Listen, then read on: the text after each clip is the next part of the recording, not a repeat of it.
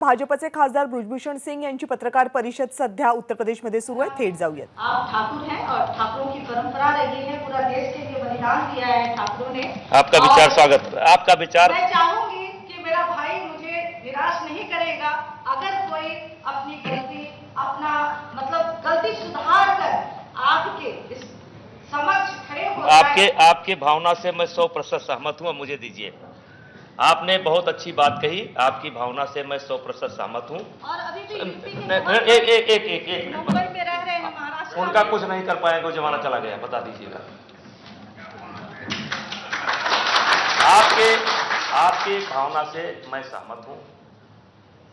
मैंने कोई चांद तारा नहीं मांगा है, मैंने कोई शर्त ऐसी नहीं रखी है। नहीं सुना जाए। अब आप बोली, मैं आपका सुना। अब मेरा संदेश उनको सुनाइएगा। मैंने कोई चांद तारा नहीं मांगा है और कोई ऐसी बड़ी शर्त नहीं रखी है कि जो बड़ी असंभव सी हो। गेम, पूरा गेम ठाकरे साहब के हाथ में है। सुनिए, राज ठाकरे के हाथ में पूरा गेम, राज ठाकरे के हाथ में है। हमने कहा उत्तर भारतीयों को से एक प्रेस करना है, एक प्रेस करना है बुला करके कि जाने अनजाने या जानकर या अनजान में या जो घटनाएं घटी उसको तो आप नकार नहीं सकते। जो घटनाएं घटी हैं आप नकार नहीं सकते, लेकिन मैं उसके लिए उत्तर भारतीयों से माफी मांगता हूं। एक मिनट, ठीक है। मैंने फिर कहा, आप साधु संतों से कह दीजिए कि भाषा के आधार पर, क्षेत्र के आधार पर, जात के आधार पर, मजहब के आधार पर हम आगे किसी से भेद नहीं करेंगे। जो गलती होनी थी अनजाने में हो गई, जो आप करना चाहो, ठीक। यही बात आप मोदी जी के नाम लेकर के कह दो, यही बात योगी जी के नाम लेकर के कह दो। मेरी यही तो शर्त है। और मैं आपको बताना चाहता हूं, लेकिन 5 तारीख को वो नहीं आ सकते अयोध्या। अयोध्या पैक है, फुल्ली पैक है, कोई जगह नहीं है, फुल्ली पैक है। क्योंकि 5 का आह्वान है तो 7 हो जाएगा, 6 हो जाएगा, लेकिन 499 नहीं होगा।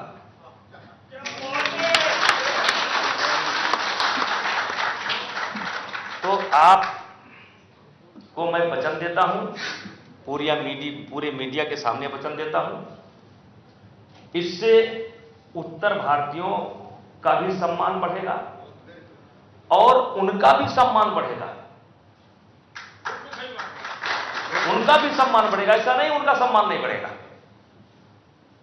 अब मैं पूरा इतिहास नहीं गिनाना चाहता, किसी का इतिहास नहीं गिनाना चाहता हूं, लेकिन क्षमा जो है व्यक्ति का श्रृंगार है। और विशेष करके जो बड़ा हो, अगर वो क्षमा मांगना चाहता है। देखिए, जनता मतलब जनार्दन कहा गया, जनता जनार्दन। जनता मतलब परमेश्वर का रूप है, ईश्वर का रूप है। तो आपने बहुत अच्छी बात कही, आपकी भावना की मैं कदर करता हूं। और आप यही प्रेस उनसे मुंबई में दिला दीजिए और फिर वो, हमको पूरा विश्वास है, मैं कहता हूं अगर वो दे देंगे। लेकिन भाई देखो, बात इतनी बढ़ गई है कि उसमें उत्तर भारतीय शब्द रहना चाहिए, हमारे नेताओं का भी रहना चाहिए। कोई ड्राफ्ट तैयार कर लें, कोई ड्राफ्ट तैयार कर लें। और हम इतना कहते हैं कि जाने अनजाने, कोई जरूरी नहीं है कि इस लड़के को जब चाकू मारा गया हो तो राज ठाकरे से परमिशन ली गई हो। हम जानते हैं, क्योंकि कोई नहीं देगा परमिशन, कोई नेता परमिशन नहीं देगा कि आप आज जाकर के 2 आदमी की हत्या कर दो। लेकिन बदनाम उनका संगठन हुआ है। और मैं खुद जानता हूं कि खुलेआम वो नहीं कह सकते कि जाओ मार डालो, लेकिन कुछ ना कुछ तो कहा है, और जिसका दुष्परिणाम लोगों ने झेला है। और आपकी भावना का मैं बहुत कदर करता हूं। और पूरे उत्तर भारत के लोगों का मलहम लग जाएगा और पूरे उत्तर भारत के लिए खुश हो जाएंगे। मैंने बार बार कहा है, महाराष्ट्र की धरती को प्रणाम करता हूं, महाराष्ट्र के लोगों को प्रणाम करता हूं। छत्रपति शिवाजी महाराज को हम सब लोग अपना आदर्श मानते हैं। महाराष्ट्रियों का भी मतलब बहुत लंबा घंटा 2 घंटा बोल सकते हैं, मेरा किसी से बैर नहीं है। बहन जी सुनिए, पहली लड़ाई ये है, ना सत्ता पाने के लिए है, ना सत्ता परिवर्तन के लिए है। पहली लड़ाई है सिर्फ अन्याय के लिए और स्वाभिमान के लिए। आपकी भावना का मैं स्वागत करता हूं, इतना मीडिया के सामने वचन देता हूं कि जैसे आज हम मीडिया करके कह रहे हैं, सुनिए, जैसे आज हम मीडिया बुला करके कह रहे हैं, वैसे मीडिया बुला करके वो कर दें, उसके बाद मेरी तरफ से बात समाप्त हो जाएगी। और मुझे लगता है कि इससे उत्तर भारतीय और महाराष्ट्र के बीच में भी प्रेम बढ़ेगा। जात के आधार पर, भाषा के आधार पर एक प्रांत केवल था, जम्मू कश्मीर, धारा 370, जिसको मोदी जी ने समाप्त कर दिया। आज के तारीख में कोई प्रांत नहीं बचा है। लेकिन बहन जी इस बात को मान लीजिए कि चाहे नागालैंड का आदमी हो, चाहे दिल्ली का आदमी हो, कहीं का आदमी भी जाता है तो नंबर 2 का नागरिक बनकर के महाराष्ट्र में रहता है। वो डर डर करके रहता है, हमारा मानना है। तो आपका हम स्वागत करते हैं। जैसे हमने ये प्रेस किया है वैसे प्रेस करवा दीजिए और 5 तारीख के बाद कोई तिथि तय कर दीजिएगा। हम जानते हैं कि हमारे तरफ से कोई विरोध नहीं होगा और तब तक उत्तर भारतीयों का भी गुस्सा शांत हो जाएगा, क्योंकि फांसी पर कोई नहीं लटका सकता है। जब आदमी ने माफी मांग लिया, बात खत्म। हम माफी मांगने वाले हैं तो गलती मान लो और ये वचन दे दो कि भाषा के आधार पर, क्षेत्र के आधार पर, मजहब के आधार पर, जात के आधार पर भेद नहीं करेंगे, जो हमारे देश का संविधान कहता है। और फिर आपकी जय जय और उत्तर भारतीयों जय जय और राज ठाकरे साहब जय जय। अब मीडिया वाले कुछ पूछना चाहते हैं?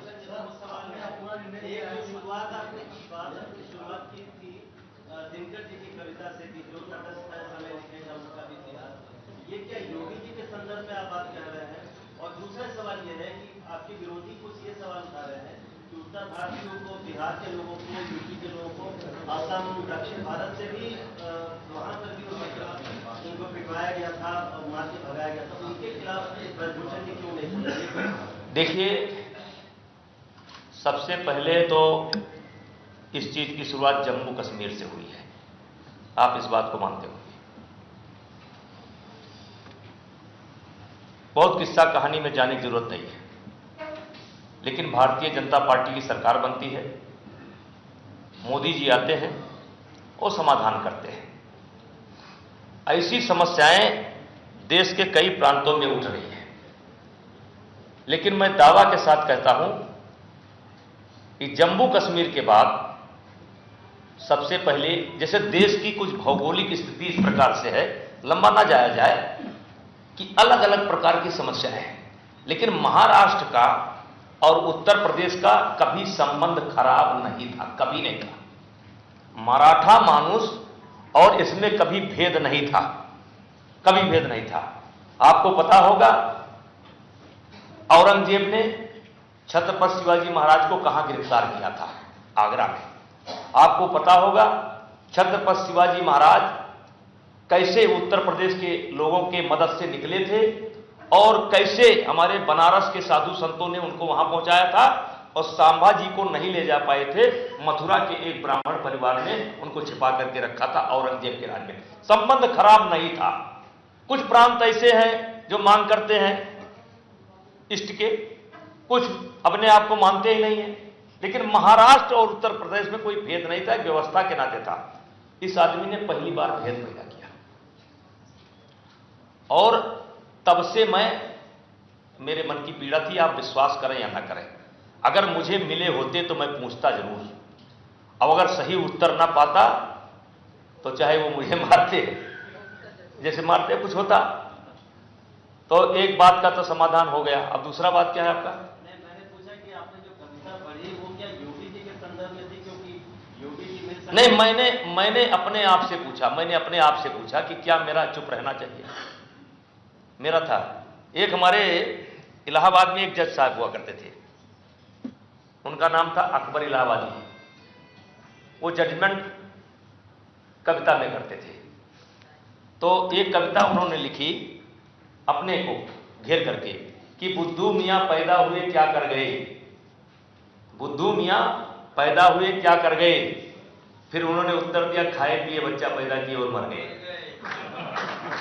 तो ये सवाल मैंने अपने आप से पूछा कि अगर मैं, मान लीजिए कोई ध्यान में नहीं आया, कोई बात नहीं है, अब कभी अकेले बैठेंगे पार्लियामेंट में, बड़ी लंबी बहस हो जाए। इस देश का बड़ा अच्छा इतिहास है, 16 लोग आते हैं और राज्य कब्जा करके चले जाते हैं।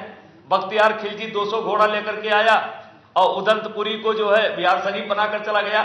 तो ये कोई ना बोलने वाला ही था, और मैं ना बोलता तो दर्शन करके भी निकल जाता और नेता भी बन जाता। तो समीक्षा कभी किया जाएगा, लेकिन वो स्वयं अपने आप से मैंने पूछा था कि नहीं पाप का भागी होता क्यों ना। जी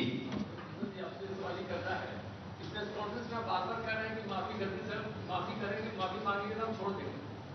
आपने अभी इतने प्रदर्शन जो दिखाया है, जिनकी भाई की मौत हुई है, जिनका बेटा चला गया है, आप सिर्फ माफी के लिए कह रहे हैं कि माफी जैसे ही मांगेंगे फिर आपका काम कैंसिल हो जाएगा।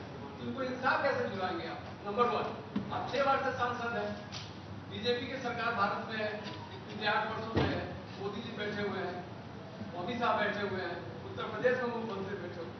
तो इतनी गंभीर समस्या जो आपने दिखाया है, देखिए, हाँ जी, इतना पीड़ादायक घटना को आप कर देंगे, माफी से छोड़ देंगे। मैं बिहार से हूँ, मैं जिंदगी में नहीं छोड़ूंगा माफी से। बदला में लेकिन बैठे तो बदला लेंगे। मैं बिहार से बता रहा हूँ कि क्यों माफी करेंगे उनको। आपकी भावना देखिए, बिहार बहुत प्रभावित है, बिहार बहुत प्रभावित है। पटेल का फोटो इन्होंने दिखाया, लेकिन जैसे मेरी बात तो सुनिए,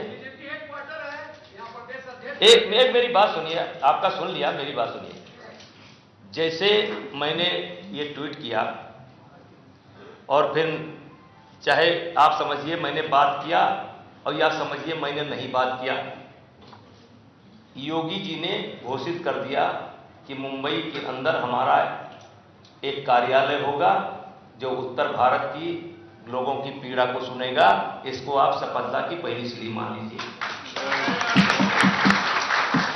उन्होंने घोषणा किया है, अब उसका कुछ भी नाम आप दे सकते हैं, लेकिन योगी जी ने किया है। मैं परसों नरसों बिहार जाने वाला हूं। मैं, विश्वास करिए, आपकी आवाज नीतीश जी तक पहुंचाऊंगा कि जैसे योगी जी ने किया है वैसे नीतीश जी का भी होना चाहिए। और मैं तो आपको आश्वासन देता हूं कि यह आवाज मैं पीएम तक को भी बताऊंगा, यह आवाज मैं गृह मंत्री को बताऊंगा कि आप भारत सरकार की तरफ से कोई ऐसी व्यवस्था करिए कि उत्तर भारतीयों के साथ वहां पर अन्याय न हो सके। और रहा सवाल माफ करने का, तो हम तो सजा देने का अधिकार मुझे नहीं है। राज ठाकरे के पास है उत्तर भारतीयों को सजा देने का अधिकार, मेरे पास नहीं। लेकिन मैंने कहा कि जब तक माफी नहीं मांगेंगे हम उनको उतरने नहीं देंगे। और मैं आपको बता देना चाहता हूं, अगर वो माफी नहीं मांगेंगे तो आप जिस धरती से आते हैं ना, वहां का नौजवान भी उनको अब उतरने नहीं देगा। पहले उतर जाते, अब न वो उतरने देगा, न छत्तीसगढ़ उतरने देगा, न हरियाणा उतरने देगा, न झारखंड उतरना देगा, ना मतलब कोई प्रांत है नहीं।